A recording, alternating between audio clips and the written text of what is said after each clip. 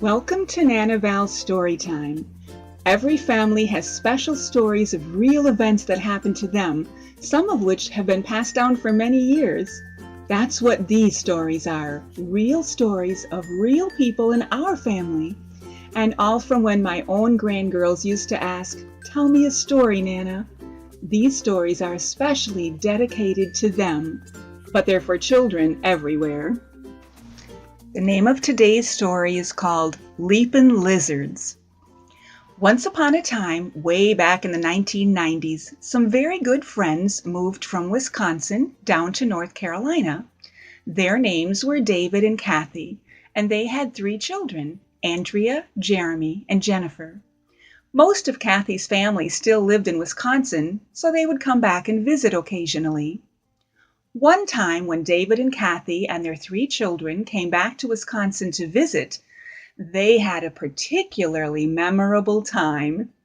It was a very long drive, of course, and David had done most of the driving. When they finally arrived at Kathy's sister Carla's house, after driving a whole night and what seemed like most of the next day, David was completely exhausted. When they emptied the luggage from the car, had a bite to eat, and got settled a little, David decided to lie down on the couch and take a long nap. Now, Carla and her husband also had 2 children, 2 boys, Joshua and Alex. Joshua, like a lot of children, liked unique animals. In fact, he had one for a pet. It was a lizard, an iguana.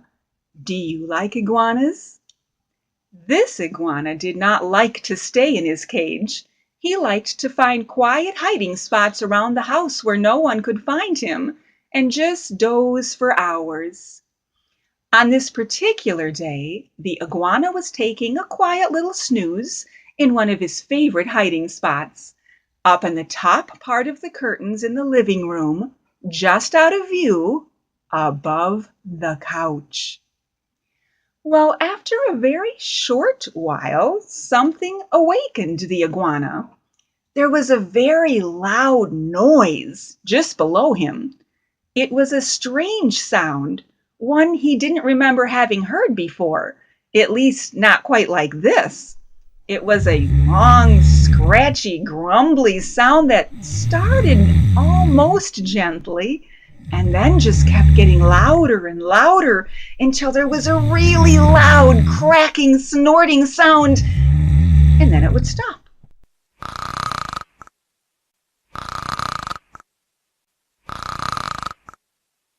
Then a few seconds would go by, and the whole horrible noise would start all over again. "What is that noise?" thought the iguana. When he peeked over the edge of the curtain, he saw this strange man that he had never seen before lying on his couch. The noise was coming from him. How rude! When it became obvious that this man was not going to move and he was not going to be quiet, the iguana decided to take action. He gathered himself up to his full height, hesitated just for a moment to make sure he really could do this, and then he leapt off that curtain rod straight onto David's stomach. Whoomp! David woke up staring right into the face of a foot-long iguana.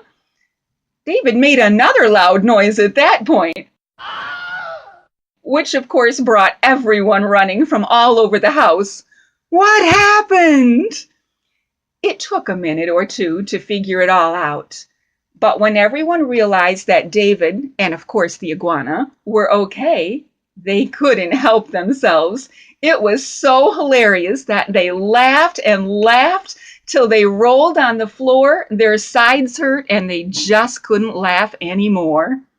The iguana, of course, didn't see anything funny about it, and neither did David. He decided the safest place to sleep was in a bed in the bedroom, while the iguana shuffled off to another corner, hopefully quieter than his previous spot had been.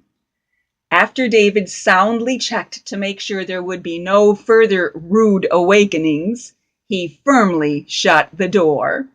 No lizards allowed in here. The iguana was fine with that too. No snoring allowed out here.